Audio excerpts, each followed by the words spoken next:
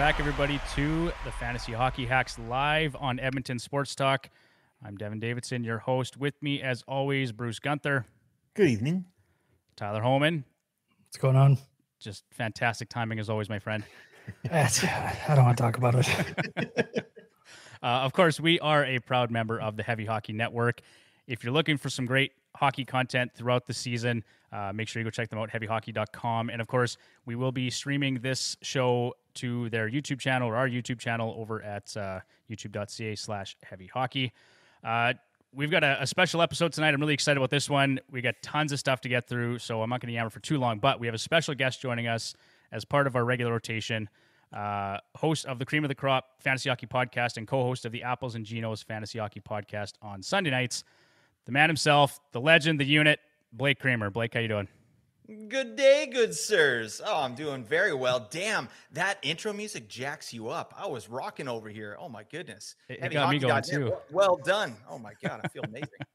Yeah, Michael has done a pretty fantastic job for us producing and making us look less like a bunch of hacks. So we're You might have to change the name, boys.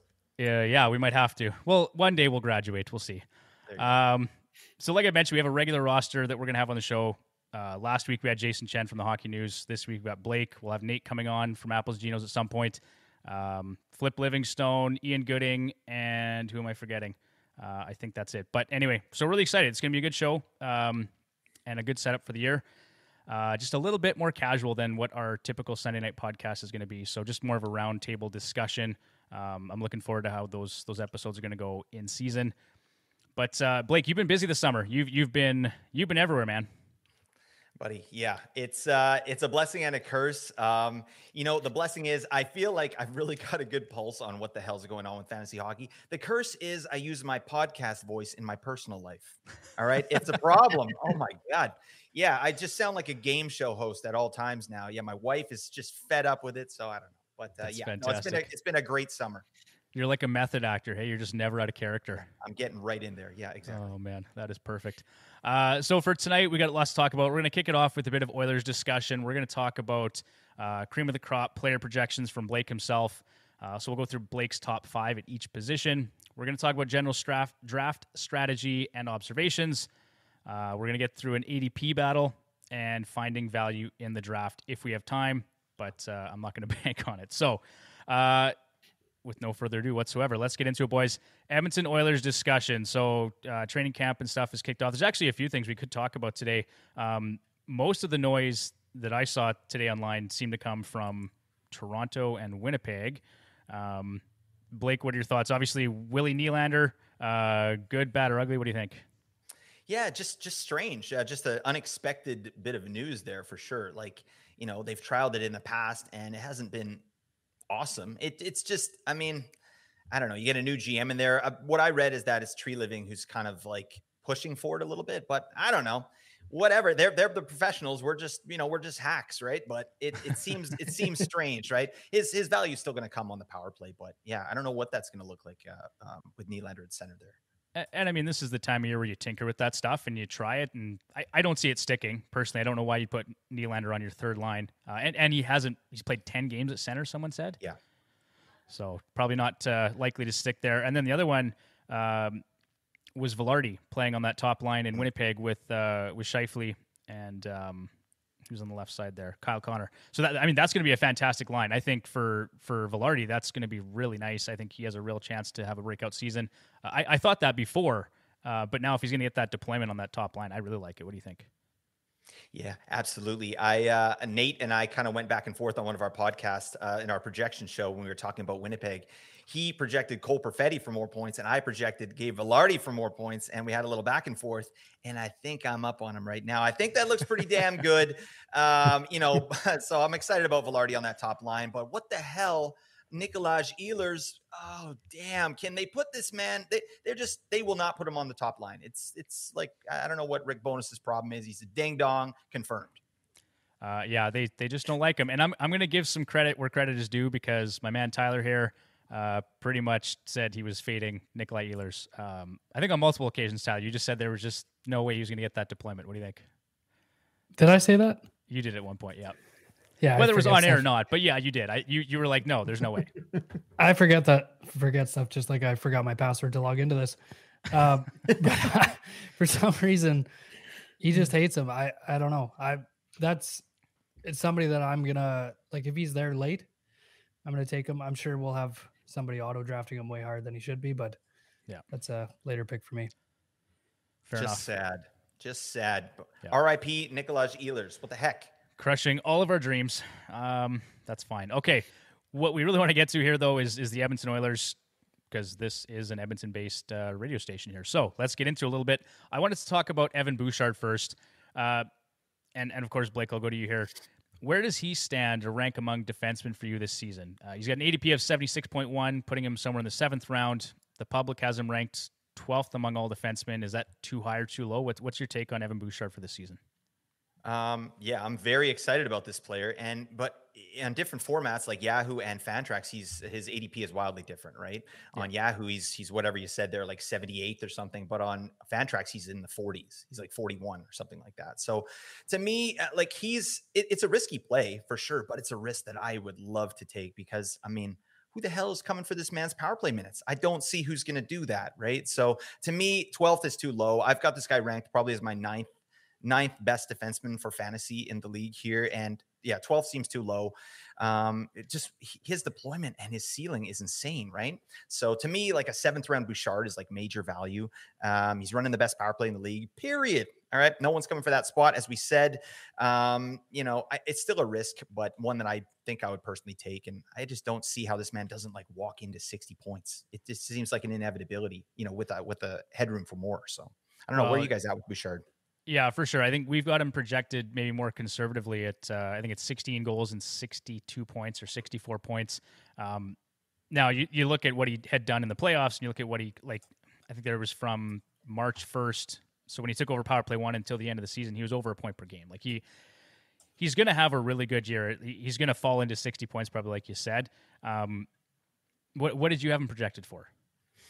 That's a good question. I've got my projections up here. I think I had him for 68, something like that. It was interesting because Nate and I were going back and forth in our projections too. He was a little bit more bearish on him. He had him for like 61. So I had him for 68, and I thought it was going to come out a lot higher. Like I think his ceiling, like legit, this guy could get 90 points, right? I'm not saying he will, but I mean, if everything breaks right, the way Edmonton's power play was last year, like I think Edmonton's power play is going to regress and still be the number 1 power play in the league. You know what I mean? That's how good it was last season. Like it was just stupid, right? So, but I think 68 is reasonable. This guy has decent periffs too, hits and blocks. So, that's kind of where I'm at with Bouchard this year. Nope, makes sense. I think we're all on the same page there too in terms of the power play. It's not going to be 32.5% again this year. Like that was a historical power play. So, but you're right, probably somewhere in that 28 to 30% and still be the top power play in the league. Lots and lots of value to be had there. Tyler, how bullish are you on Evan Bouchard? Like 40 in the 40s seems like much more of a risk, obviously. Like, I don't know if I'm comfortable taking Evan Bouchard at an ADP of around 40. So first question, do you like that? And then my second question is, can he be a point per game player this season? I don't like that, but I'd probably do it. But no, damn well you're doing it, Tyler. Yeah, I know I am. I think the projections are pretty good, just based on the fact that power play 1, like there's nobody else, like he said, that's like you're not going to put Nurse there, you're not going to put anybody else there, as long as he doesn't get hurt. He's going to get secondary assists by accident, basically. So I would kind of bank on that 60 points for sure. Okay, fair enough. So we'll leave it at that. We've talked about at length, actually, this summer, Bruce, you and I, about Ryan Nugent-Hopkins and Evander Kane this offseason. Yep. We've got one guy as a bounce-back candidate. We've got another guy due for some significant regression. RNH projected for 82 points and 26 goals. Kane for 70 points and 35 goals.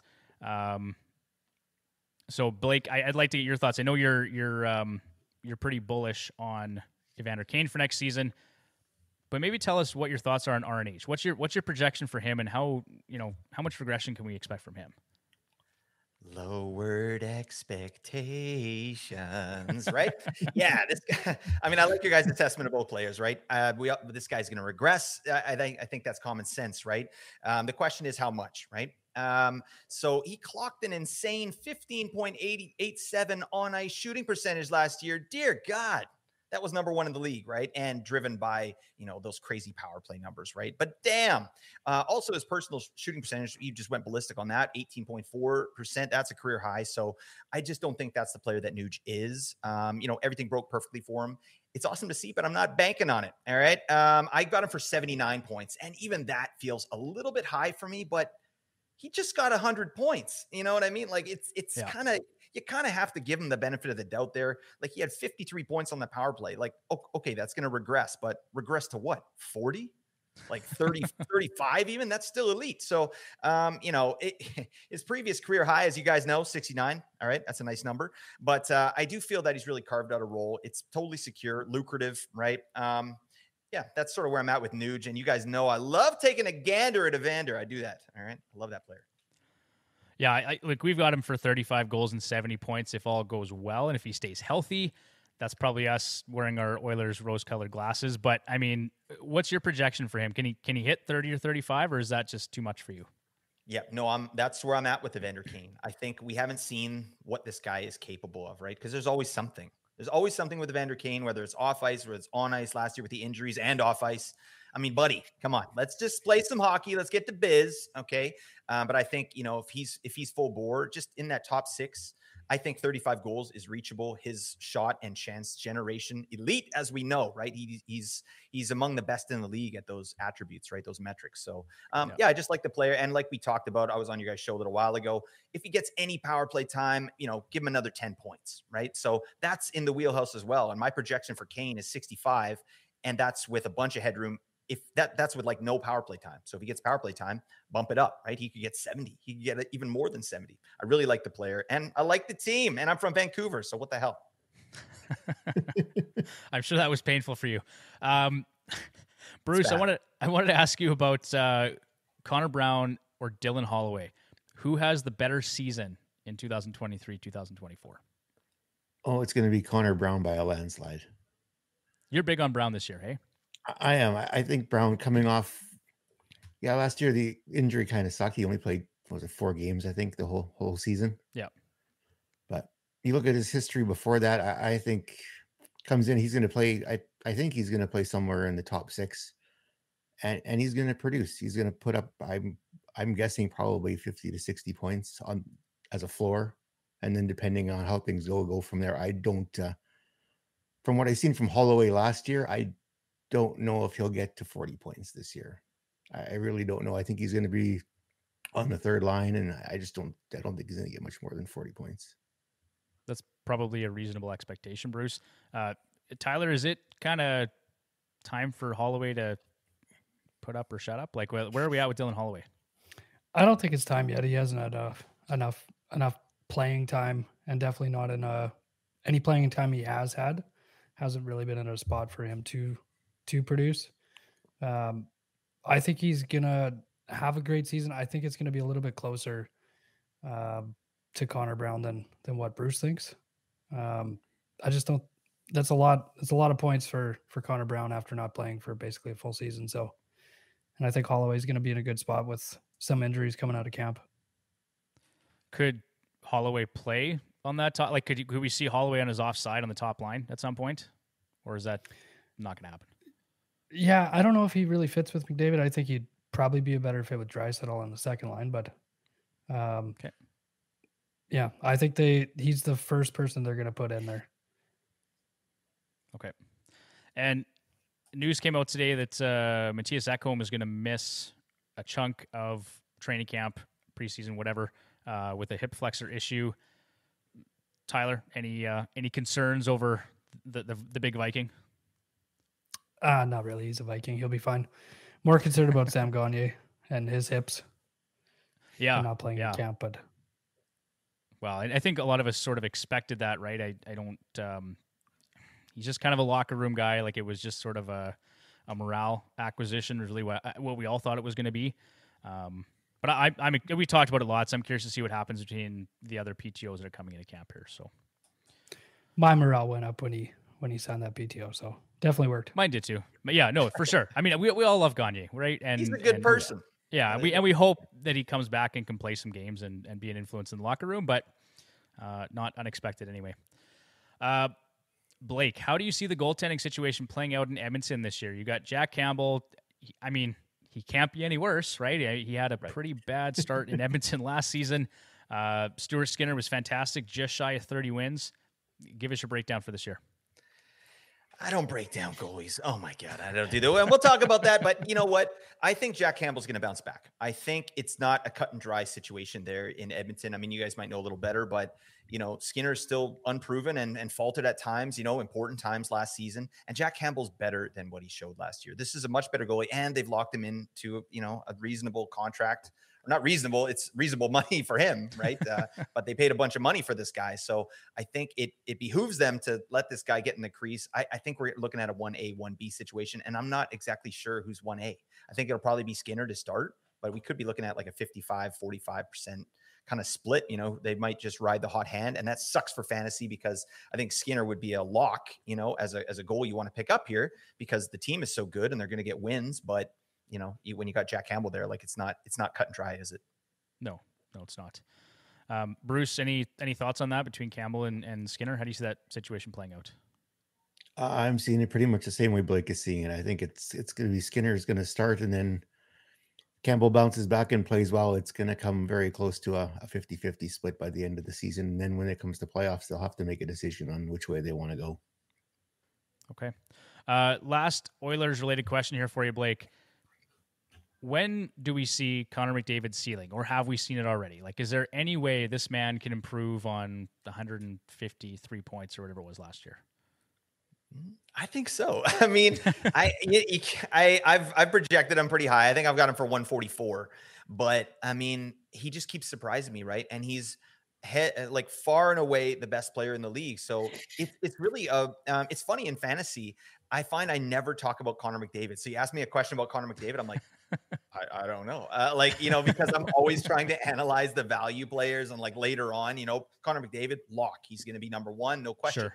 But yeah, I mean, just look at what we saw out of this guy. Like, I think there's more there, potentially, but I mean, everybody on the team kind of redlined, especially in their efficiency, right? Everyone had career years. So it makes sense that it's going to regress a little bit. But I mean, if he got, over 150, 160, that wouldn't surprise me. I mean, this guy's ridiculous. Yeah. Yeah. I think we're seeing things the same way here. Like, we've got him, I think, projected for 140 points and 53 goals. Right. And I know, Bruce, you were, you thought that's a little bit low, and Tyler, I think you were probably around the same, but that's probably a good segue into the next segment that we wanted to get into here, which was, Blake, your projections. So we've got a link here, and actually I'll send this to Michael and just have him put it in the description for the live stream or in the YouTube video for anyone that wants to take a look at him. And then of course you can go to Blake's Twitter or X profile, and I believe it's pinned to your profile there, right, Blake? That's right. I've been using Brand X. All right, and I got my projections up there. So, that was a really fun thing doing projections, because you guys do projections as well, don't you? We do. Not like you've got a spreadsheet set up like this, and we have a spreadsheet we use internally, but we don't post it. It's a bit sloppy, to be honest, but we've got all of our projections. Actually, you can find them over at heavyhockey.com. I put one article out that has all 32 teams. Team previews are there. All the player projections are there. So there's got to be 250, maybe 300 player projections there, Bruce. Pretty close. If I look at the spreadsheet here, it tops out at 282. There you go. So it's good gravy. Oh my God. I don't think I did 250. All right. That's insane. I'll ask you a question really quick, Devin. How do you guys do your projections? Like, how do you kind of break it all down? What are the metrics you use? Like, how do you go about making your projections? So, for me, I just look at deployment, team situation. So it's just expected time on ice for the season. And then I look at historical numbers in terms of points per 60 and time on ice per 60 and like points per 60, shots on goal per 60. And then just whatever's occurred in the offseason, right? So if I make adjustments up and down that way. So it's not a perfect science by any stretch, but I mean, our projections seem to be, they're sort of in line with what I've seen from a lot of other people, I think. And we'll talk about that here, shortly, but our projections are, I would say, fairly close to what we've seen from you, at least for your top 5 at each position anyway. Nice. Yeah, it's a fun thing to do, isn't it? Have you guys been doing that for a while? Like, because this is my first year doing full projections, and what a grind it was. But like I said right off the bat, like I feel like I got a good pulse on what's going on, like with these players, right? Yeah, it's actually been a really helpful exercise, like you said, just to understand what's happening around the league and with different players. We've done projections. I think this will be our second year, Bruce. We didn't do it the first year, I think, when we kicked things off, but last year we did. And I'd say this year is probably more accurate. Bruce, what do you think? Yeah, because I think you did them manually last year, did you not? This year I built a spreadsheet because I wasn't doing it manually. That was not happening. I would run through it. Yeah, it was silly. Spreadsheet makes it much easier. Yeah, Nate made my numbers and boom, so there it is. Yeah, Bruce has been automating our lives recently, so that's good. Okay, so Blake, let's get into it. So we get top 5 centers, top 5 wingers, and your top 5 defensemen and your top 5 goaltenders. So let's just start at centers here. Obviously, Connor McDavid, number 1. Austin Matthews, number 2. Nathan McKinnon, number 3. Leon Draisaitl, number 4. And Jack Hughes, number 5. Did I get that right based on your...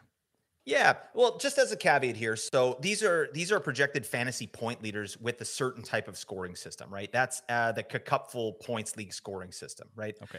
If you're not aware of the Cupful, it's the Keeping Karlsson Ultimate Fantasy League. They have a pretty standard scoring system, and so that's what you're looking at there with those fantasy points. So this isn't exactly the way I would rank my top 5, but in that scoring system, this is the way that it comes out for the top centers, top wingers, top D, and all that. So just keep that in mind. The other thing about Cupful scoring is it doesn't account for power play points. They don't actually count it in their league.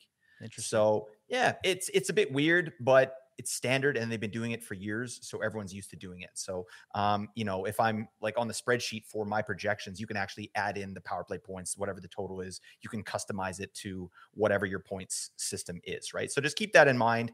That's what you're hearing with these projections, and I'll correct it as I see fit here. But yeah, this is roughly the 5 best centers. That's for sure. Okay, for sure. Austin Matthews at number 2. I mean, I'm pretty bullish on Austin Matthews this year. Like, I think, and we'll talk about that in a little bit here too, but he's going to have a much better season than he did last year. Oh, big time. Yeah. I mean, to me, there were some well-chronicled issues with Matthews and his wrist, right? And that's going to affect his shooting, right? Yeah. And that's what happened, right? He just wasn't as efficient last season. So he definitely brings it though, right? He led the league in blocks from the forward position. Austin Matthews. What? And then guess who was second? Elias Pettersson. Huh? Yeah. Oh my God. That doesn't make any sense. It's like 2 of the best players in the league and they're just taking rubber to the face on the regular. So that show ain't no good, but, all right, can you calm down, guys? I remember I had Matthews in 3 spots last year. I was like, stop blocking shots. All right, get the hell out of the way.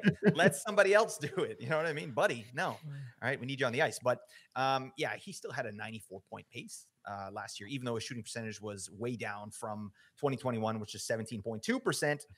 He was 12.2% last season. So his career average is like 16. It's almost 16. So that's going to come back up. IPP was down as well, so that's going to bump back up. I just think last season was a valley in Matthews' career, and I fully believe he's going to kind of climb back up. And the addition of Tyler Bertuzzi, Matthew Nyes up top, those are both line upgrades to me, whoever plays. I think they're upgrades on the bunt cake, Michael Bunting. Get the hell out of my sight. So there you go. I am with you 100% for sure. Jack Hughes, got Jack Hughes number 5 here. That's, I love the player. Top 5. You're damn right you love the player. Oh my God, come on. No, shot rate is phenomenal with this guy, and he's gonna that top 6 in New Jersey is absolutely ridiculous. Silly. Yep. Yeah, absolutely. I mean, Jack Hughes to me, it's different, right? Depending on your format, right? A category league, you're not going to take Jack Hughes like. He can fade a little bit, right? Because he's a dancing boy. He's an old cowpoke. He doesn't, really hit anybody. He just twirly whirlies around him. But I mean, in a points league like this type of setting, I'm very high on this man, no question. Like you said, shots and chances. He's elite at that, and I use those as predictive tools when valuing players, right? As you guys know, so he shows out. He was 6th overall in shots like over 60, 9th overall individual scoring chances 4/60. Damn. All right.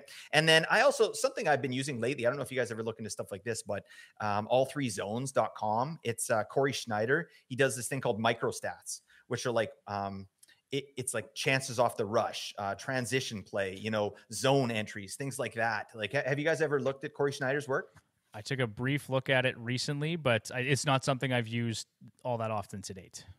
It's wild stuff. Like it's really, I mean, I'm still trying to figure out how to use it predictively, but it just gives you a good idea of what what type of player this guy is. Like, is he generating chances off the rush, or is he like a forecheck kind of guy? Get in, forecheck, set up, shoot.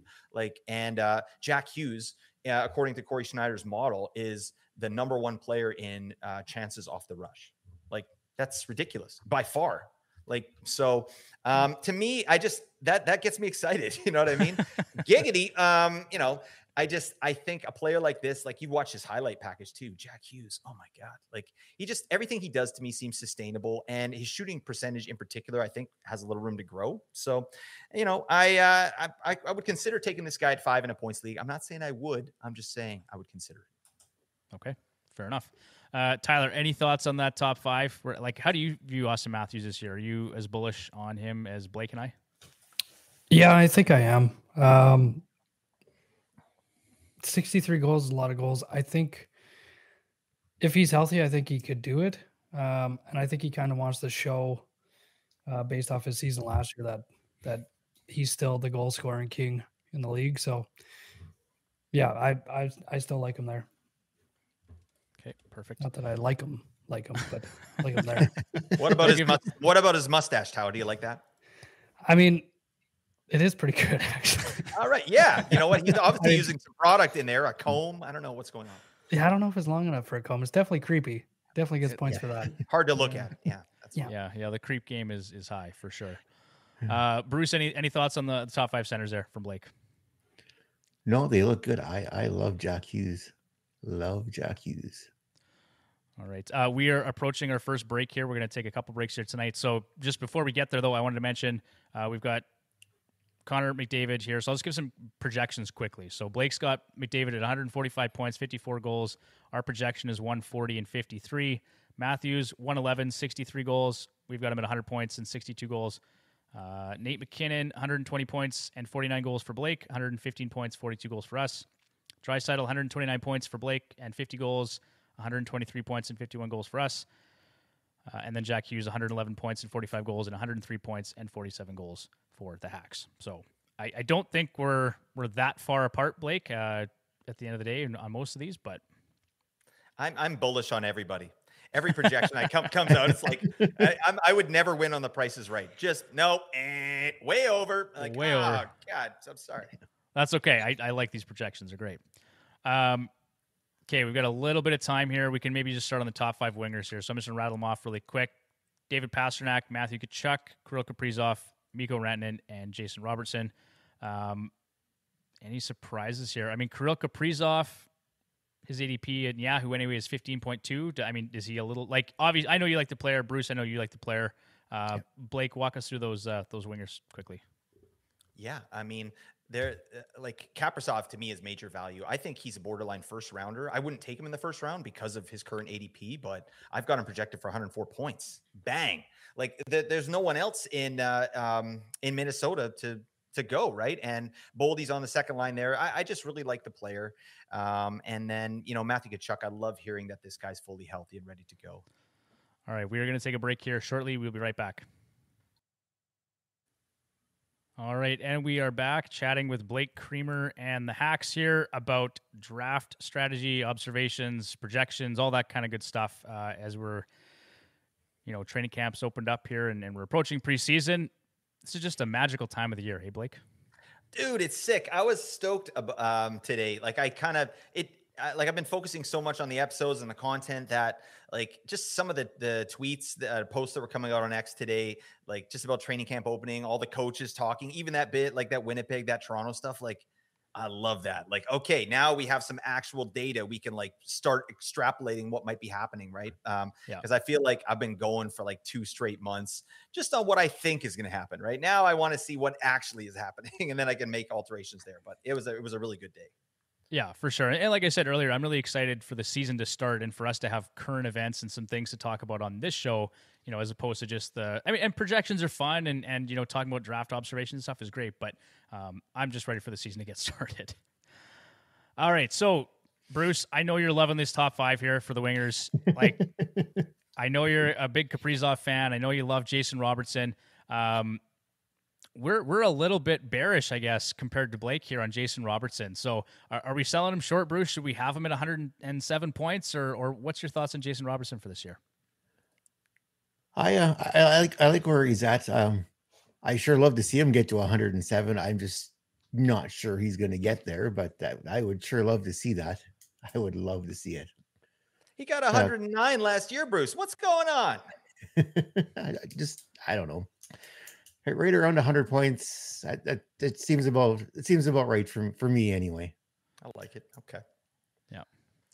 All right, Tyler. Any thoughts on that top 5 wingers?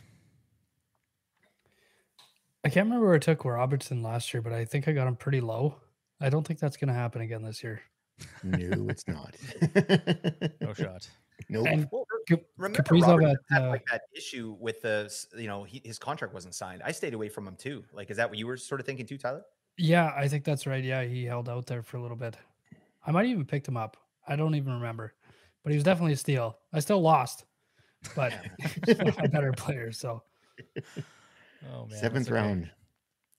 Yeah, I remember that because you picked him like 3 picks before me, and I said a few words after you picked him. Yeah, 7th round, J-Rob. Oh my goodness, that's amazing. That's incredible. Mikko Rantanen, I had him last year. Fantastic season, and I think he did that with McKinnon out for long stretches, right? So if you got a healthy McKinnon this year, and Jonathan Drouin going to be a real impact player, right, Blake? I don't think so. All right. This man cannot put the puck in the net. Put the biscuit in the basket, my man. Jeez. Like, he had, what do you have? Like 2 goals last year and like 0 the season before, something ridiculous like that. So, I mean, I'm not really big on like the Connor Brown to Edmonton and the Jonathan Drouin to Colorado, like that kind of, that connection. Yeah. Like, I mean, it's a nice story, and Connor Brown, I think, has a better pathway to some points. But Drouin, like, now that they signed Tatar there, and like, what's his role going to be? I just don't see how he's anything but like a 3rd, 4th liner with like maybe power play too. So yeah, Drouin, get the hell out of my sight. Thank you for your service. I see it a little bit differently. I think he's going to have a very short leash to start the season, and if it doesn't pan out, it doesn't pan out. But you're absolutely right with the addition of Tatar there. That position was in jeopardy right away, and then because Tatar is great 5-on-5, and he's shown that in his career. So it'll be interesting to see. And I know you're big on Ross Colton too. You and Nate both. Yeah, buddy. Although, yeah, Tatar getting signed. What are they doing to me? Like, just give me 15 to 16 minutes of Ross Colton, please. All right, let's see what this man can do. He's one of the most efficient scorers, per minute in the league. Like, get him out there, So that hurt a little bit, but I mean, he's still going to be great in bangers leagues. And, if he gets any time in the top 6, like, we'll be able to see what this man can do. Look out. Deep sleeper for you there. Deep sleeper. All right. I'll run through the projections here really quick. Actually, before I do, I wanted to ask you about David Pastrnak. So he's still going in Yahoo at an average of 3.6. I'm not sure where he's going in Fantrax, but I have concerns about Pastrnak in a team setting, right? I think in terms of his shot rates and everything else, Pasternak's going to be fantastic. He's probably going to play with, Marchand and whoever. But I mean, it's just, I have concerns. I'm not taking him 3rd overall. Like, I'm just not going to have Pastrnak this year because I'm not taking him at that position. Yeah. To me, it's a bit of a reach. It doesn't make sense to take Pasta at 3 when you got Matthews there, McKinnon, Draisaitl, like they're all in there. They all need to go before this man. Tkachuk, maybe, Tkachuk and Pasta, that's kind of a conversation to me. But, I mean, he's obviously going to be required to do everything for the Bruins this year. But you said, yeah, shot rate, chance rate, huge, right? That's not going to be a problem. Mm-hmm. But teammate production might be a problem, right?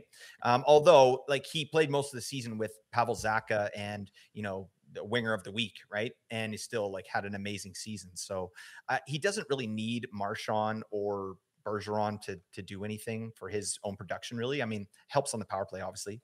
Yeah. But with Bergeron gone, that's whatever. But to me, Pasta, he really redlined, right? At even strength, both his luck metrics, IPP, shot percentage, they were, his IPP was 82%.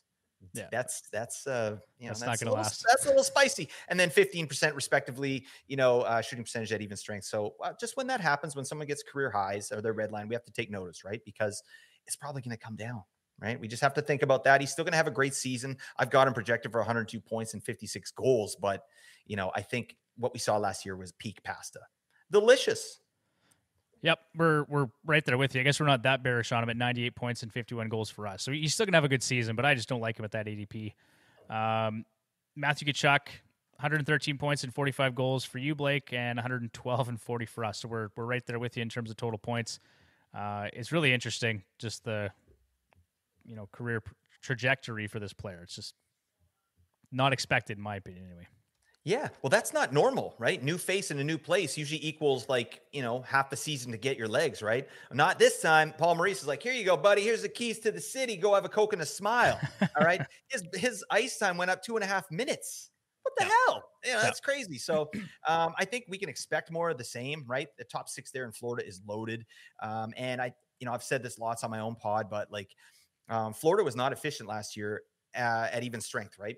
They were second overall in scoring chances for per 60, but they were and first overall in shots for per 60. Florida was, and they were only 20th overall in shooting percentage, right? That show ain't no good. All right. So that says to me that on ice shooting percentage for a lot of these players in the top 6 in Florida is going to rise, Tkachuk's included, and maybe his shooting percentage as well. So we could see even, more from Tkachuk. He's a gamer. He does it all. And I think that he's totally earned this ADP here. Okay. Kaprizov, 104, 52, 100 points and 47 goals for us. Mikko Rantanen, 106 and 53, and 100 points and 45 goals for us. And then Jason Robertson, like we said, 107 and 48, and then 98 and 50 for us. So that'll do it for our top 5 wingers. Let's move on here to defensemen. Tyler, you're going to love this. Roman Josi, number 1. That's your guy pretty much every year. How early are you going to reach for this player this year? I'm not going to tell you. This year's not the year. That's right. Keep it close to your chest, buddy. Bouchard's my guy.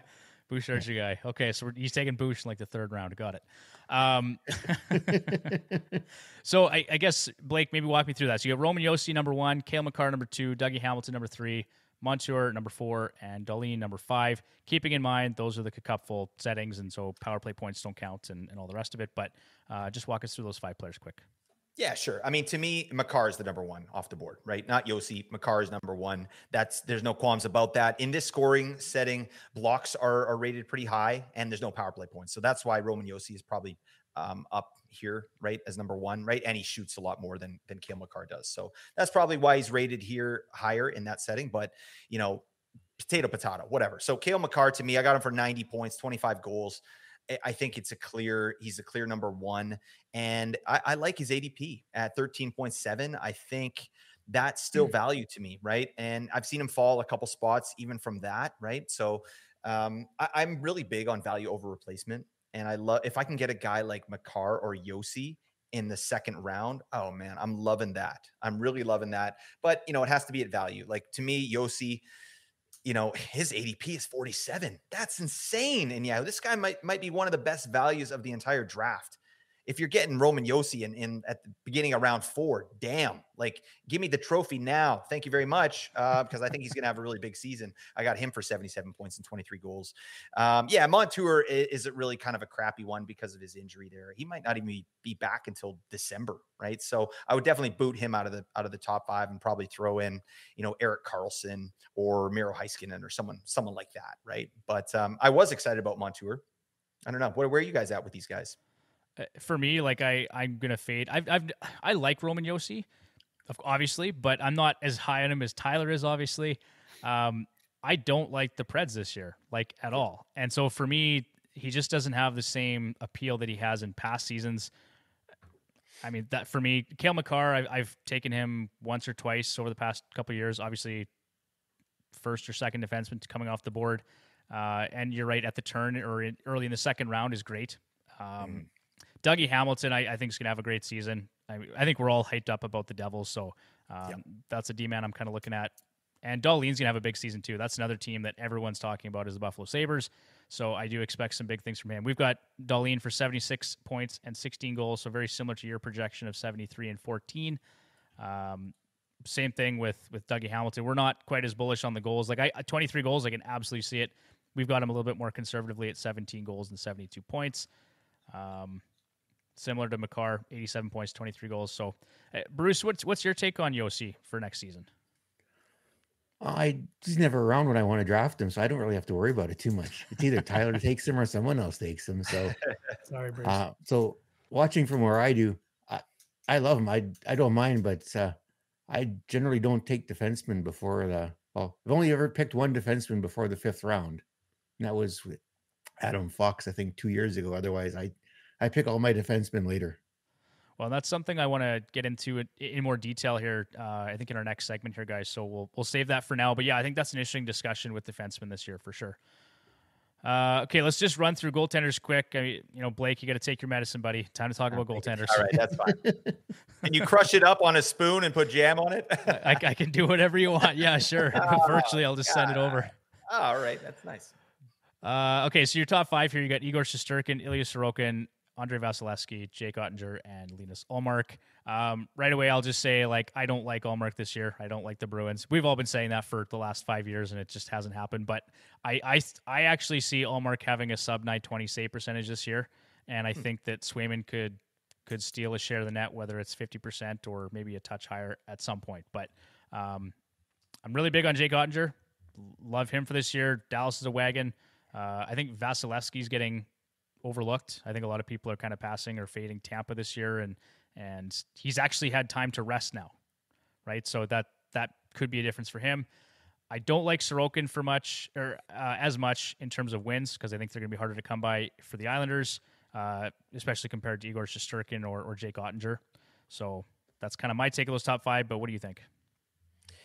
Yeah, I mean, the thing is, I'm not getting any of these guys anywhere. So that kind of sucks. So you know what that does for me? I just chop it off. I'm like, okay, those guys get out of my sight. I don't even think about it. So it is kind of fun to talk about it though. To me, I totally agree with what you said about Vasilevsky. I mean, this guy's played a ton of hockey. He's a true workhorse and he's been going deep in the playoffs, for years. So I'm excited to see, I'm low-key excited about Tampa Bay. I think they were just, running on fumes last year. So I like him. I mean, probably out of these 5, truthfully, I probably like Sorokin the best. Because his win totals will be comparable. He might not beat these guys in wins, but his rate stats are going to be ridiculous. He's shown that throughout his career. Plus, he's a workhorse now. This guy played 62 games last season. Varlamov, no, he's the backup now, right? So it's not going to be an issue. I think that was the only reason Sorokin went a little bit later last season. Because we didn't know what the situation was with Varlamov taking starts, but it's the Sorokin show now. And this guy he's dynamite in the net there. And I think the Islanders are going to be a little bit better. They made the playoffs last year. Weird. What? How did they do that? I don't even know. I was like, the Islanders were in the playoffs last year? Oh my God. Bo Horvat. Thank you, Bo Horvat. Oh yeah. Get that. No, we didn't have to bring up that man's name. Sorry, right. I forgot. Sheesh, buddy. Who talks yang on Canucks fans? All right. We're the friendliest fans in the league. Come on, give it to me. Probably the most annoying fans in the league, the most tortured. Yeah. So there you go. But yeah, of these guys, Linus Ullmark, no. That's in the top 5. That makes no sense, right? That's people chasing performances. So yeah, I'd probably take Sorokin and Shesterkin. I think those are the top 2 there. And I love Vasi. And yeah, like you said, Ottinger, Dallas is great. And he's the man there. So it's a nice environment there. I like those top 4 goalies. They're just not going to ever be on my team. All right. Bruce, Tyler, anything to add to that? Is there one of those guys you like more than the rest? Tyler, I'll go to you first. Yeah, I think Shesterkin just because I think New York's going to have a good season. And then second would probably be Ottinger for me. He's got a career 916 in his early career already. He played 62 games last year, so I don't see anybody taking starts from him there.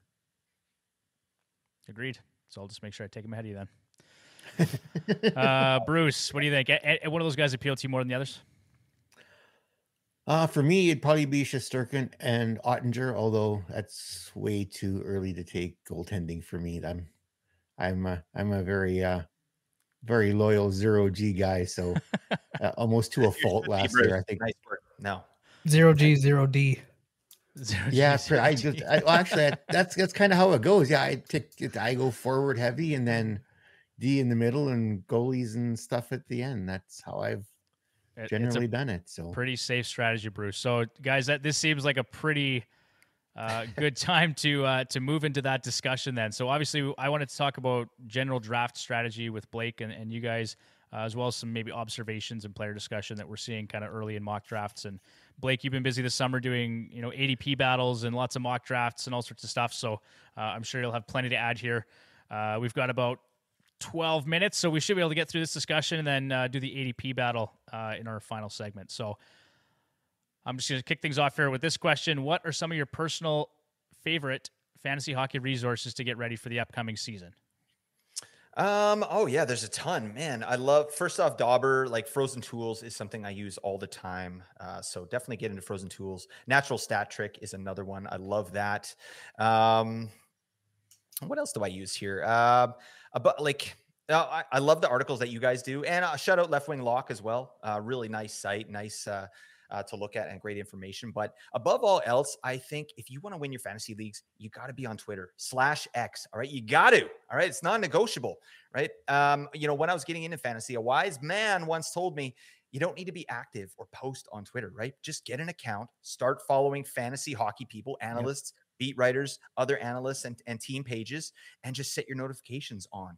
And just get the news, right? That's something that if you do that, you're beating like 90% of fantasy managers right off the bat. You get a major advantage just by being engaged, right? You get all the updates on your lineups, your injuries, your goalies, and then you can make decisions in real time, right? So, you want to pounce on those waiver wire league winners ASAP, right? And that's how you do it through X. So, also there's amazing hockey pods out there that you should absolutely be listening to. Fantasy Hockey Hacks. Oh my God, get it in your life. Put it on repeat. See how long you can listen to it. All right, there you go. I would also throw Apples and Ginos and Cream of the Crop in there, Blake. So make sure you listen to those ones. But you're right. There's tons and tons of great fantasy hockey content out there for podcasts, YouTube channels. But I agree. Twitter or X, that's been one of my most valuable resources throughout, like in season. The number of times I've snaked Bruce or Tyler or somebody else to the waiver wire based on just a tweet that a beat writer or an analyst put out. Yep. And I had notifications set, and I found out right away and was like, hey, yeah, I got to get this guy started tonight. So definitely a valuable resource. Left Wing Lock, obviously we've got a previous relationship with Mike. So he does lots of great content. And truthfully, a lot of the stuff that we do on this show or talk about on the show is things that we learned about and talked with Mike. So it's just his draft kit is one of my favorite. I lean on that pretty heavily every year. Dauber Hockey. I should mention too here, guys, quickly. We've got 4 ultimate fantasy packs to give away. So if you want one, you better DM me. Let me know. I got 4 left. So what else? Bruce, Tyler, anything else you guys lean on for getting ready for the season? I just listen to you all and just make notes on which players you talk about and make sure I pick them one round before you take them. And then I'm pretty happy. That's what this is, isn't it? You guys are just sniping each other like just in a show right now. You got little notes going on there. Yeah, I think that's probably at least half true because it's happened in the last couple seasons. Definitely. That is my secondary goal. The first goal is to win. Second goal is how to piss off Devin in 15 rounds. There was one year that I had never left the draft so frustrated in my life, but Bruce sniped me on literally half the picks in the draft. I couldn't believe it. It's the worst. It's traumatizing. Oh, I still have PTSD. Tyler, anything that, something you look at, read, whatever? I think that's why we don't even have draft parties anymore together. One of the reasons, because we can't all sit in the same room and just could be a brawl. Everybody else's players. It would definitely end up in a fight. I honestly don't do a lot beforehand. I probably should do more. I use Left Wing Lock all season, Twitter, X, whatever it's called. The only reason why you snipe anybody before me is because you were probably first in the waiver wire, but I seen it too. Suspect. Right. Sounds suspect. Yeah, that's fine. All right, Blake, what is your general strategy heading into standard redraft leagues? So are there specific players or positions that you target early, and are there specific players or positions that you avoid? Yeah, it's different every year. So I try not to get too married to a strategy, honestly. And for me, it's not so much about specific players that I target. It's more about values. Like I want to get players at value. Yeah. I do like to get, a light strategy that I use. I like to get one of the top tier D-men to meet with one of my first 3 picks. I try to do that, right? Preferably be my 3rd pick. Unless I can get Makar or Yossi in the second, like then I'll probably just end up waiting. But I think value over replacement is an important consideration when you're drafting, and whether it's a scarce position or like right wing or elite D-man, right? But that said, I'm always going to go, or for the most part, especially in the first 5 or 6 rounds, I'm going to go best player available, and then I'll try and figure out the strategy on the back end, right? Like sometimes a player's just staring you right in the face, and you're like, I have to take that player. Like I can't just go value over a place. Like I got a beauty player right in front of me. Like I have to take it. Right. So I'll fix it on the back end. So that's kind of what I do. But I have like spreadsheets, and I like for a lot of years, I used to have paper, like, and I would just cross it off, stuff like that. So I'm a little bit different now. Like I do so many mock drafts, and like I've just ADP analysis that I know where all the players are. So I don't have to like really do too much there. But yeah, getting a top tier D in the first 3 picks is something that I try and do. And then, centers as well. Like I'm sure we'll talk about that, but fading centers is a legit strategy because there's so many, right? There's so many good ones later on. So, I would say that I try and get wingers with my first couple picks if possible, but sometimes it's not. Like if you're in the first half of the if you have picks 1 to 6, like you're most likely going to end up with a center, right? One of those good centers. So those are 2 kind of basic ones right there, but I just make sure that I'm ready to adapt. Yeah. And zero G. All right. And 0G all the way for sure. Yeah. And 2, just where you're selecting is going to impact, like you said, just kind of let the draft come to you, right? Just, you got to be open to whatever's going to happen. Sometimes depending on who you're drafting with, and we've seen this lots in our drafts, is like somebody will take someone early and you're not expecting that, right? And he passed on someone who you value more. And so you just have to be prepared to kind of change up your strategy. Tyler does it all the time with Oilers players. I will never have an Oilers player unless I am gifted the first overall pick, because I'm not prepared to take Evan Bouchard in the 3rd round. So it's your own fault. It's your own fault. He's about to pop off. Yeah, for sure. But I think there's a lot of truth to what you're saying, like right wings and elite D-man. You want to try and target those, I think, early if you can, because centers, like in the mock drafts I've done, there's so many good centers that you can have 4 or 5 almost elite centermen by the end of the draft if you wanted to. It's frustrating, isn't it? Like when you're kind of in the back half of your draft and you're like, I already have 4 centers and I'm looking at like 6 really good centers that I'd like on my team. So it's like, and I have no wingers. I need some wingers. So then, sometimes you get that guy that's center right wing eligible if you're lucky. Maybe I grab a guy like that. And then I've noticed there's lots of value to be had too in terms of defensemen in the mid to later rounds. Like you're getting guys like Shea Theodore and Thomas Chabot and like all these guys are kind of 140th, 150th in Yahoo anyway. Yeah, I mean, Yahoo is really different than Fantrax, right? Fantrax, you kind of have to take your D early, right? Because the positions are so different, right? The ADPs are so different. So on Yahoo, you can wait a little bit. You can pull the Bruce strategy and just round 5 and probably still pick up some beauties, right? Some 2nd tier defensemen there round 5 and later. So I love drafting on Yahoo because there's so much value to be had. Fantrax is a bit more nerdy. There's more nerds involved in Fantrax, and you have to be really a bit more on your toes. There's a lot of hardcores in Fantrax, and to be honest, this is going to be the first time I'm actually using Fantrax this season. So I'm in that Dynasty League with Victor Nuno, and it's actually a pretty slick app, but I've never used it, right? I've always been Yahoo or ESPN, and so this will be interesting. But you're right. Yahoo, especially early in the summer, like in August, those ADPs are just wild.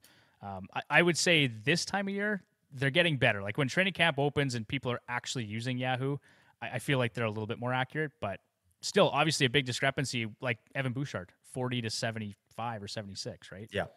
There's still some brutal ones, like guys like John Carlson is like a 90th. You know what I mean? Nikolai Ehlers is like 150. Some of them are nuts, yeah. Boone Jenner is like 180. What? No. We were talking about that on Twitter. So I was like, we noticed that Boone Jenner was undrafted in Yahoo still. And it was, obviously that's not accurate. Somebody is going to take, if you're playing with anybody that knows anything about fantasy hockey, they're going to grab Boone Jenner. Yeah, they should. I went and ordered my Boone Jenner t-shirt, Blake. Buddy, that's amazing. Yeah, you know what? I forgot I even had mine. It was like underneath a pile of laundry, and it was there for a long time. Then I was cleaning. I'm like, oh, Boone Jenner shirt. I should have worn it today. That's a missed opportunity on my part.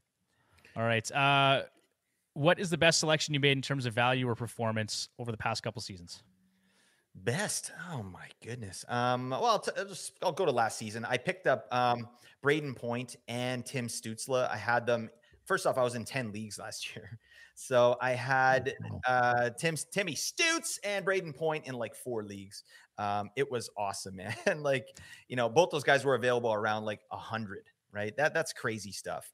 So I was really happy about that. Also, I remember I drafted Hellebuck in his first Vezina season. Like I think I don't even think I drafted him. I think I picked him up on the wire or something like that, and just rode him to like one of the first fantasy victories I had in a certain league, and it was so awesome. So yeah, I got a lot of love for Connor Hellebuck, even though I'm not really big on goalies, but those are probably some of the biggest ones. Braden Point and Timmy Stutz last year, ridiculous. And Pasta, oh man, he was going at 20 last year, and he finished it like 3rd overall. That's insane. Yeah, big season from him. Lots of value there for sure. Okay, so we've talked about Zero G a little bit. Maybe tell us a little bit more about it. Like, some people think it's like Bruce, you pick your goalies in the last 2 rounds. Not all the time, Bruce. I'm kidding. But that's extreme Zero G. That was last year. Last year. Last 3 picks of the draft are my 3 goalies. Like, I kind of view it more as like you're fading goaltenders, and you can push it until the 10th or 12th round or later if you choose to, right? But I guess it just depends on your tolerance and your league settings. But how do you look at it, Blake? Yeah. So I know we're short on time here. We're going to go to breaks, but I would love to talk a little bit more about this after the break. But the basic idea is spend less draft capital on goalies than your league mates, period. So there's no hard and fast line like, oh, wait until round 10, nothing like that. It's like spend less draft capital on goalies than your teammates or than your league mates, right? And I'll definitely kind of get into that a little bit after the break. Okay. Any general draft strategies or words of wisdom you could impart in 30 seconds or less? Oh my God, I wrote a huge paragraph. What are you doing to me, Devin? I could probably just waste this 20 seconds here. But one thing I will say is understand your league settings, right? It's really important when you're drafting. You don't just follow the ADP. You got to know what you're drafting for: points leagues, cats leagues, all that stuff. So yeah, definitely understand that. Okay, perfect. We got 5 seconds here. We're going to go to a quick break, and we come back. We'll talk about Zero G and draft observations. All right, and we're back. Here we go. Blake, yeah, I kind of shortchanged on Zero G there. Sorry, buddy. Okay, before we get to that, though, I just want to ask you really quickly, what was the worst selection you made over the past couple seasons? Oh, yeah, I was hoping you were going to skip that question. All right. So worst selection I ever made was actually a few years ago. I took McKinnon over McDavid for pick 1. All right. Was, I thought I'd get cute, right? I had just won 2 in a row in my home league. I had first overall pick. I'm like, yeah, I'm going to go with McKinnon. I think I read an article on ESPN or something. They're like, yeah, there's an argument to be made. I'm like, yeah, you're damn right. McKinnon's the man. McDavid, get the hell out of my sight. I ended up losing the home league in a close one. I got second. McKinnon got injured that year for a bit, and McDavid did McDavid things. And I will never do that again. Funny thing is, I got first overall pick in our playoff pool as well. And I picked McDavid, and they got bounced in the first round by Winnipeg, and McKinnon won the cup. So what the hell? Basically the moral of the story is don't get first overall pick. All right. And if you do, just for the love of God, pick McDavid. I don't know. Playoffs is a different animal, but geez. Yeah, that one hurt. I respect you for coming on an Edmonton-based radio station and saying you did that. Would never do that again. All right. Geez. Oh, I love it. Okay. Let's get back into Zero G because I definitely didn't give you enough time to flesh that one out. So just give us the elevator pitch for Zero G as a strategy. Yeah. So like I said, spend less draft capital on goalies than your league mates. To me, there's instances of these goalies that are available later on every single year, right? Like look at your Vezina Trophy winner this last season, Linus Ullmark, right? Like I picked him up on waivers in 2 leagues. Waivers. He won the Vezina. So, to me, like, I think it's starting to catch on a little bit, though, the Zero G, because even you see all those goalies and the 4 goalies in the second round there on Yahoo, and in Fantrax, they're going even later, right? Like Vasi and Shesterkin have ADPs of like 50, right? So it's starting to catch on a little bit. So it's kind of closing the gap a little bit. But I think if you're spending draft capital on one of these goalies, there's data, there's hard data that Nate has done. He's done some studies, and he does it every year, that they don't reach their draft position, right? So every time you're picking one of them, it's like you're losing to the fantasy manager that hits on one of these later goalies, because someone will always hit on one of those later goalies. So, I'm imploring you. I think, if you can wait a little bit, and again, it doesn't mean you just fade goalies till whenever, and you have to pick up like, Karl Vejmelka, vegetable lasagna. No, you can, right? But like you can still pick up goalies in round 8, round 9, round 10. The basic idea is when they become value, right? Like, a player like Connor Hellebuck, if Connor Hellebuck falls to the 9th round, you're probably going to take Connor Hellebuck, right? It makes total sense, right? Definitely. But Connor Hellebuck, to me, in the 4th round, 3rd round, I'm not into it, right? Because there's so many guys later on, and that's where I kind of like to do my analysis on those goalies that are available later on in those situations. And there's a ton of good ones again this season. So yeah, 0G, basically, just wait, get load up on a stable of studs, mostly forwards at the beginning, and get your goalies later. Okay, so I kind of wanted to expand on that a little bit, because there's lots of goaltenders we can talk about late in the draft, and so I wanted to talk about a few of them, like Joseph Woll, Jack Campbell, Cam Talbot. You mentioned Karel Vejmelka. Are any of those guys of interest to you in a 0G draft strategy? Sort of. I would say, like, of those 4, I'd take vegetable lasagna for sure. Karel Vejmelka. He was 12th in the league in saves last year. 12th, right? So he should have a greater workload this season. I do like Connor Ingram, the backup there, to maybe take some starts. Maybe not this season, next season. I think Connor Ingram's probably the guy they're going to go with, but I think this is Vejmelka's team this year. And I think Arizona is going to be marginally better, so he could get a few more wins, right? But he's still going to face a ton of rubber. So it's interesting too, 0G. Like, if you look at goalies, there's rate stats, guys like Sorokin, or Philip Gustafson is a great example of like someone who has great rate stats, but he didn't play a lot of games, right? I think in 0G, you can pick up these volume starters, right? Guys like Binnington, guys like Ville Husso, guys like, Vejmelka, right? John Gibson, even. I've seen Nate picks John Gibson up at some point every year. It's ridiculous. I'm like, what are you doing? No. But, he basically, it's like punting those rate stats, right? And then you kind of just go for the other stats you need. But yeah, Talbot, I'm not sold that. I think he's going to be the backup there. That's my thought. Like, they didn't invest a lot of money in Talbot. I think Phoenix Copley is going to be the one that's the 1A there in LA. That's just my thought. So I'd rather have Phoenix Copley. Jack Campbell, I think he's going to be better, but like you said, it's going to be like a 55-45 split, in my opinion. So I think there are better 0G options. Joseph Woll, he's just the backup in Toronto right now. I could see a world where he becomes the starter, but he'll probably be on the wire. So when he does become the starter, just go pick him up. For me, 0G, the best 0G goalie out there, Jacob Markstrom. Get this man on your team. Oh God. His ADP is something stupid. I don't have it right in front of me, but you can get him in like the 13th, the 14th round. This is a volume starter on a team that is clearly going to bounce back. There's no doubt in my mind that Calgary is going to bounce back. They were great last year in a lot of metrics, right? Besides their efficiency, right? They couldn't put the puck in the net, right? And they had Ding Dong Daryl as their coach, right? Get the hell out of my sight. He's gone. And Huberdeau, right? This guy needs to be the focal point of the offense. I think he will this season. They brought in a new power play coach, Mark Savard. He's going to make that power play hum. I'm big on Calgary this year, and I think one more year of Jacob Markstrom, he's not as bad as he was last year. So that's my big 0G target. What do you think about that, boys? Come on. I like it. I like it a lot. Yeah, I think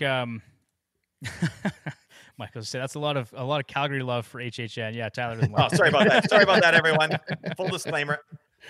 But I will say this. I know Tyler has taken Jacob Markstrom in the past as a 0G option or a late round pick, right? It might have been the year that he got some Vezina consideration, Tyler. It was, yeah. Nobody else was looking at him. And of course, then he fell off a cliff the next season. But I think, the biggest issue in that dressing room has been taken care of, and that was the coach, right? So, things are going to change. I think they'll be better this year. I still think the Oilers broke them, just so we're clear, but they will be better. Yeah. I really like Dustin Wolf. I think that guy's going to be an absolute stud, whether it's this year or in a couple years, but look out because he's the next guy there.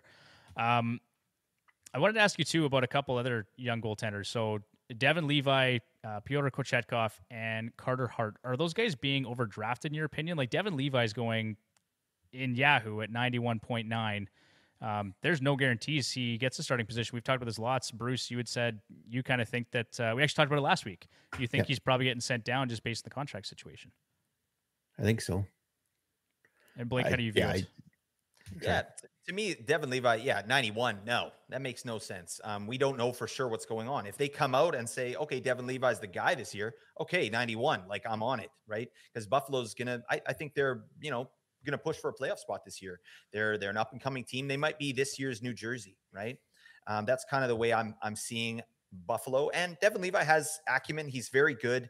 The other thing though, too, like I just don't think they're going to come out and be like, yeah, Levi's our guy, because UPL, Ukko-Pekka Luukkonen, he played pretty darn well last year too. So, and he's a young up and coming prospect. Like he's not just hot garbage they need to put to the side. Like, yeah, Devin Levi's great, but I don't know. I definitely, he's not 92 ADP great at all. So I'm definitely out on Devin Levi on Yahoo. That's for sure. He's going much later in Fantrax, which I might take a ride there. And I find Kochetkov really interesting because, and Bruce, you had mentioned this in our preview episode for the Carolina Hurricanes.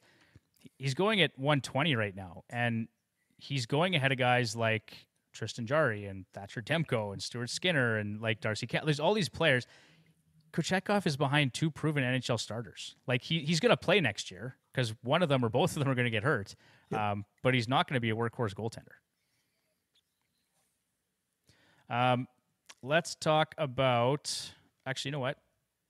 I got one more question for you, and then we're kind of getting to a point here, Blake, where we should probably we're only going to have time for mailbag questions or the ADP battle. So let's get to biz. I'll do it all. An hour and a half. Okay, we'll fly through this. Connor Bedard, is he going too early for you? 37.3. He's going in like the third or fourth round.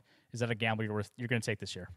No, definitely not. That's too high. I think he's going to be great. And I projected him, I think, for 78 points, which might even be high. I've seen people say like, 90 points. I just don't see it. And rookies, they're obviously risky bisky in draft season. And I'm out this year. I think he's going to be an amazing player though, but that's too high. All right. Agreed. Okay. Let's try and rip through these mailbag questions here really quickly. This is from Sasha Lagarde. Is fading goalies, you'll like this one, is fading goalies 0G a viable strategy in a league that rewards volume for goalies, points league with points for wins, saves, etc.? So basically he's saying their categories matter for goaltenders. Can you do 0G in that situation? You're damn right you can, Sasha. Come on, you know this. I actually know Sasha. He's good. He's a awesome dude. Yeah, he knows the answer to this. All right, yes, of course you can. But 0G does require a little bit of engagement for the fantasy manager, right? That's something that I didn't like about it when I first started kind of moving over towards it. It's like, I got to watch the waiver wire. I got to look at goaliepost.com and see who's, starting and what's going on. But yeah, you do, right? But what ends up happening is you end up finding someone who's legit and just riding them throughout the season. Yes. And kind of like what I was saying, I think you can punt rate stats a little bit, like in terms of 0G, and just get volume starters, right? But because you've faded goalies for so long, you should have an amazing stable of forwards that are providing you with all those other offensive categories that you can just dominate, right? So yeah, I definitely think so. Okay. Next question here. In a points-only dynasty league, who would you take after Bedard, Fantilli, Leo Carlson, and Matvei Michkov? This is at the Marshall here, is debating between Will Smith and Zach Benson. Any thoughts? Blake, are you into dynasty at all? I am not a dynasty guy. I have no idea. Okay. I would say Will Smith based on what I've read, but I don't have any, they're so close. A couple notes. And I just wanted to throw it out here because the guy asked the question, right? So, the comparable for Zach Benson is Braden Point or Sebastian Aho. For Will Smith, it's JT Miller, Trevor Zegras, and Clayton Keller. Looking at EP, Elite Prospects, they've got Benson ranked 5th, and they've got Will Smith ranked 7th. Dauber's got Zach Benson at 9th, and Will Smith at 6th. So, they're so close together. One thing I will say, I like Zach Benson in Buffalo. It's just as a team situation, right? I think there's a lot more to like there. So, I don't know. Yeah, their prospects are insane over there. Oh, man, that team's going to be good for a long time. And out of nowhere, they were in the basement for a long time, and now they're all of a sudden they're flush with prospects. It's crazy. Yeah. Okay, this is from A. Shredmontonian. In a points league that values goals, power play points, hits, and shots, what order would you draft these Oilers? Tyler, I'm going to ask you this one. Zach Hyman, Ryan Nugent-Hopkins, Evander Kane, and Evan Bouchard. Am I just supposed to say Bouchard? Is that what I'm supposed to go with? Well, give us the order. Who are you drafting first? Who are you drafting last? I kind of like Hyman there. He's going to play on the power play. He's going to play on the first line. He hits. He does everything. So for good coverage, I'd probably go with Hyman. Okay. Bouchard second. Bouchard. Okay, of course. Yeah, I'd probably go Nuge, Hyman, Bouchard, Kane for me. But I think it could be a toss up. I think you're right. You're going to get some of those other categories from Hyman that you won't get from Nuge, and he is going to have probably top line deployment. So yeah, you can make a very good argument that Zach Hyman should go ahead and Nugent Hopkins. They're both. 83 points I think for Hyman last year. Had a really solid season. Durability too. Like he's going to play either way. So yeah. Okay, Bruce, do you see that any differently? I would probably look at, I'd say Hyman first, then Kane, then Bouchard, and then Nugent Hopkins is how I would look at it. Okay, interesting. All right. Is Brady Tkachuk that worthy in banger leagues? Some projections or rankings have him as high as number 2. Blake, I think you know the question or the answer to that question. Hell yes, Brady, the woodchuck Tkachuk. That's what I call him now. The woodchuck Tkachuk. That sounds nice. Yeah, this guy's ridiculous. No one does what Brady Tkachuk does, and I think his offensive ceiling, and there's a little bit of headroom there if he can just, up his efficiency a little bit, right? But elite shots, elite hits. Elite being a dingus, right? Penalty minutes, if that's a situation. Ottawa is going to be much better this season. They're very, very similar to Florida last year. Tons of chances, tons of shots, no efficiency, right? So I think that's going to bump back up. Yeah, Brady Tkachuk. Taking him at 2 though in a bangers league, like I think that periffs are a little bit easier to get later on. So yeah, as much as he is worth a number 2 overall pick, I think in a bangers league, I probably wouldn't take him there. I'd rather have elite offensive coverage and then maybe get some of that a little bit later on. But that's just me. Yeah, 2 is pretty early, but for sure you can make an argument there. All right, this one actually I put a poll out on Instagram and on Twitter about this question in particular. So this person has to pick 2 keepers. One keeper is going to be Leon Draisaitl. The other is either going to be Jason Robertson or Ilya Sorokin. 12-team head-to-head league, 12 categories for forwards, 7 categories for goalies. I think it was like 67 or almost 70% of voters said Jason Robertson. Bruce, do you Absolutely. approve? Jason Robertson all the way. Yeah, I that was my answer as well. I just said you can probably get comparable return on a goaltender later in a draft. And you're not going to find a 100-point player outside of the top 3 rounds, most likely, nope. Right? Blake, you're nodding in approval. Yeah, J-Rob, no question. I said I like Sorokin, but I'm not keeping any goalies this year. Okay, Tyler, you approve? I do. I actually voted on that poll for Sorokin, but we don't have to talk about it. That's suspect. Oh my God. That is just fine. Okay, we've got about 12 minutes here. We're going to run through an ADP battle here with Blake. I was on his podcast a few weeks back. We did an ADP battle, so we thought we'd flip the script a little bit and have some fun with Blake there. Before we get into that, though, if you haven't already, make sure you go to youtube.com/heavyhockey. Subscribe to the YouTube channel there. If you want to ask us questions on these live shows, that's the best place to do it. Interact with us. We're happy to answer those questions live if they do pop up. And with that, let's get into our ADP battle. So basically, we're going to go through as quickly as we can. Try and get through these 10 rounds here, Blake, if we can. So you're picking from the number 6 position in a 12-team league. So the first round here, you've got Austin Matthews or Matthew Tkachuk. So Matthews at an ADP of 7.7 or Matthew Tkachuk at 6.1. Who are you taking and why? Matthews, no question. I'm taking Matthews because of the goals, right? I think goals are the hardest category to cover, and he's going to be the best goal scorer in the league. That's where I'm at, but obviously Tkachuk is great, and you get either guy, you're loving it, but I think Matthews could go as high as 4, even 3 maybe. I'm right there with you. This is a guy that was being taken 3rd overall, I think, on average last year, and just had a bit of a rough season with injuries and everything else. He's going to bounce back in a big way this year. So, yeah, for me, it's Austin Matthews, no question. You could look at Matthew Tkachuk and maybe he covers a couple categories a little better, but like you said, Matthews blocks. That's news to me. I learned something new today. So there you go. You should stop it though. Stop it, Matthews. Don't do that. Yeah, don't do that. Bruce, Tyler, any difference of opinion there? No, I'm with both you guys on that one. Yeah, me too. Austin Matthews all the way. Okay. Blake, you're not going to like it. We're moving on to round 2. Pick number 19. You have to choose a goaltender here. You don't have a choice. Either Andre Vasilevsky at an ADP of 19.2 or Jake Ottinger at 20.8. Who are you taking? I'm taking Vasi. I'm taking Old Faithful, and for a lot of the reasons that you already said, right? This guy's going to be rested. I think Tampa's going to have a bee in their bonnet this year. Their window's still open for, deep cup runs here. So I think they're going to be motivated. They're pissed off. And I'm taking Vasi. But yeah, Ottinger is going to be great. I just need to see a little bit more, right? Vasi's been doing it for years. I'm going to take the opposite here. I'm going to go with Jake Ottinger. I just think that the teams are heading in opposite directions, and Tampa is quite top heavy this year. I just think it's one or two injuries for them, and they're going to have a tough time.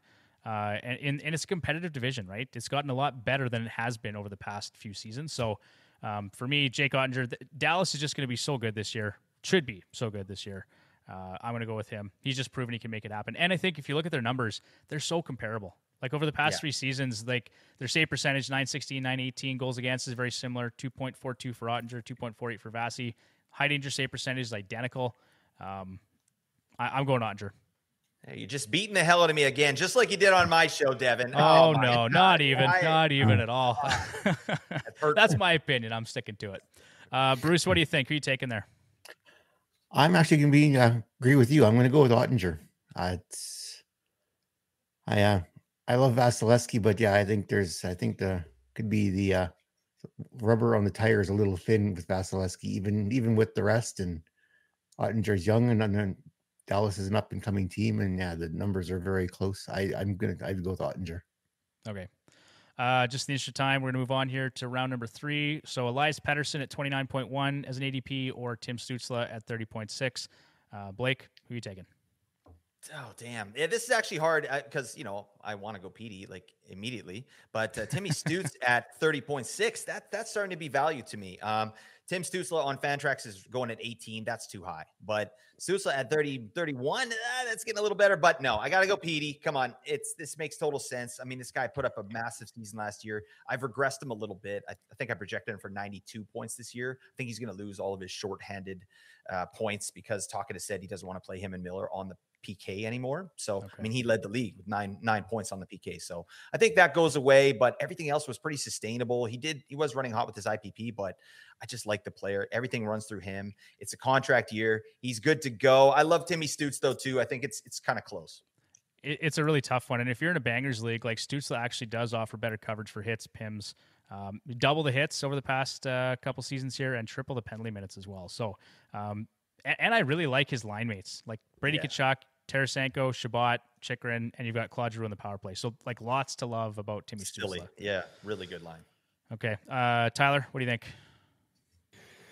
I have to say Pettersson. I try and take him every year. He had a great season last year. I think he's actually going to improve on that. I don't think he's going to regress. Love it. Contract year, healthy for the whole season. So I'm going to go with Pettersson. All right, so let's move on to round 4 here. Erik Karlsson at 39.7, Erasmus Dahlin at 40.5. Blake, who are you going with? Give me Dahlin all day. Oh, man. Great season for Erik Karlsson last year. No question, 100 points, but they basically didn't require him to do anything but play offense. Like, just go out, hang out at the red line. Like, we'll take care of business here, or not, right? But, yeah, he got 100 points, so that's great. But Dahlin is an up-and-comer. He's got better per riffs, hits and blocks, and shots. Like, I'm just a big fan of Dahlin and his skill level and his team situation. Like, obviously Pittsburgh's great too, but I think Karlsson's time on ice is going to drop now that he's going to Pittsburgh because he's not needed to be out there 25, 26 minutes. I think that goes down to like 22, 23. Whereas Dahlin, no, he's going to be getting 25, 26 with the big boys. So I'm taking Dahlin all day. I like that. I'm just going to take the opposite opinion here, and I'm going to go with Erik Karlsson because he's never had the elite level personnel he's going to have access to here in Pittsburgh. So, I mean, just looking at Crosby, Malkin, Gensel, I agree. Like, his ice time is probably not going to be 26 minutes, but We've actually got them projected very closely, Bruce. So 17 goals and 77 points for Yeah. Carlson, 16 and 76 for Darlene. I agree. Better category coverage from Darlene. So in a banger format and dynasty keeper leagues, it's probably an easy pick to go with Darlene there for sure. Definitely. Okay. And just in the interest of time, guys, I'm going to continue moving on here. Round 5, Barkov or Eichel. 58.1 for Barkov and 59.4 for Eichel. How the hell is Barkov available at 58? This makes no sense. This is a second rounder. So, book it here. Barkov and Roman Josi, two of the best values you can get in Yahoo ADP. There's no question to me. Barkov, this makes no sense. I have him for like 104-point season at ADP 58. What is this? It's insane. This doesn't track. So, yeah, I'm big on him. Obviously, there's injury risk there with Barkov, but I don't draft that way. Jack Eichel, I still think he hasn't really popped. He hasn't really shown what he's capable of. I mean, besides winning a Stanley Cup, thank you for your service. But, in terms of a full season, we haven't really seen like peak Jack Eichel. So, I mean, if we see that this year, great. But I mean, Barkov is an easy smash pick for me right here. Yeah, me too. I like his line mates better. He's got basically exposure to 2 40-goal scorers. He's one season removed from playing at 108-point pace through 67 games. Like, I've always liked Barkov. Both him and Eichel do have a bit of injury history, but I mean, like you said, you don't always draft for that. So, Bruce, what do you think? Which one of those guys taking? Oh, I'm going with Barkov. It's Eichel. It's Vegas. No, sorry. It's You don't Barkov. like Stanley Cup winners, Bruce? Well, they have I don't terrible like power it. play. It's You not live so in much. Edmonton. You're an Edmonton fan. I mean, come on. It's not so much Eichel. It's Vegas. When they came into the league, at first year it was great, and then after that, it's like nope. I didn't like the way they treated some of their players on the way out, and now it's just do not draft Vegas. Period. That's I just got you. out. Okay, round 6 here. Victor Hedman or Miro Heiskanen going at 68.5 and 69.8 respectively. Ooh, Oh, that's easy. yeah, actually, I gotta take Heisky here. Hedman to me is the better defenseman in real life, but his situation is not as solid right now. So I think I'd like Heiskanen here. He's clearly the number 1 power play on that amazing power play in Dallas. I do like Hedman for a bounce back though this season, and I expect him to take back a little bit more of that power play share in Tampa. But I think Heisky's the answer here. I like the ADP too. Yeah. Yo, yes, very nice. Yeah, it's nice, Bruce. Yeah, no, for sure. Heiskanen for me as well. Okay, round 7, Bouchard or Montour. 76 for Bouch and 80 ADP for Brandon Montour. Do you want me to answer this one first, or Yep, you go for it, Tyler. Who you taking, buddy? Bouchard? Okay, 100%. Definitely. I'm No with you. brainer. Get him in your life. Montour, you're going to the bench, buddy. You're going straight to the IR. But Montour is a good stash this year. But Bouchard, no. That man's going to fly this year. Yeah. Okay, round 8, Jared McCann or Adrian Kempe. Kempe. You got to do it. He's going to be triple eligible, I think. He might be one of these guys in Yahoo. So Jared McCann redlined with his efficiency, much like Seattle did the whole season. And plus his ice time, garbage. So Kempe's got better ice time. He's similar type player, goal scorer. And I like Kempe here. And plus he bangs. McCann does not do that. So get Kempe in your life. Easy pick. All those reasons, and just 2, fair warning, McCann scored 30 goals on 139 shots at 5-on-5 last year. That's a shooting percentage of almost 22%. In 3 seasons prior, his shooting percentage 5-on-5 was just 10.9%. So that's going to regress to some degree. Keep that in mind. His ish was iffy. His ish was iffy. Absolutely. Iffy-ish. Okay, round 9, Demko or Stuart Skinner. Blake, who are you going with? Okay, I love this. It's got to be Demko. Has to be. All right. Yeah. If Skinner was getting the same deployment as Demko, like the same amount of starts, then you take Skinner, I think, right? Because Edmonton's a much better team. But he's not. Demko might lead the league in starts this year. He's a true workhorse. He's one of the last true workhorses here. Plus, he was injured last season. He was not right the whole season. The team was terrible. I wasn't a big fan of Bruce Boudreau as a coach, and I am a big fan of Rick Tocchet. So I think that's going to equal just a better defensive environment, and I think Demko's going to bounce back big time, and Skinner's potentially in a timeshare. So I think it's an easy decision. Yep, that's nail on the head for me too. And I think Demko showed towards the end of the year last year, from February 27th on, why you would want him in your lineup. So for sure, like him. Last one here, guys. Justin Falk or Luke Hughes? You got to take Falk here. Luke Hughes is the sexy pick. Falk to me is the right pick. I don't know where you guys at. Yep, agreed, 1,000%. Bruce? Yeah, definitely. With Torrey Krug being out with whatever his foot fell off or whatever happened there, I'm not sure, but yeah, Falk for sure. I think Luke Hughes in future is going to be a great option, but just for this year, I'm going Justin Falk. He plays big minutes, covers categories really well. So, okay, guys, we got 1 minute left. I just want to go over a few things so we don't get cut off, basically like we did last week. Blake, thank you so much for spending an hour and a half with us. We really appreciate it, my man. We're looking forward to having you on, as part of a regular rotation for the rest of the season. So for anyone that's, if you want to continue hearing more from the Hacks, make sure you check us out. Our regular podcast will air on Sunday nights. So that's going to happen all season long. This will also be available as a recording after in our podcast feed. You can also rewatch it on the Heavy Hockey YouTube channel, so youtube.com/heavyhockey. Check out the website, heavyhockey.com. Blake, where can our listeners find you as well? Find me on X at Blake Creamer AG, and my projections are there for free, pinned to my profile. So definitely get over there and check those out. But yeah, check out the Apples and Ginos Fantasy Hockey Podcast. We're on all platforms. Thank you for having me, boys. Thanks so much. Okay, guys, we will see you next week. We had about 4 seconds, so that was a lot of fun. Have a good week, guys. Take care. Good night. Later.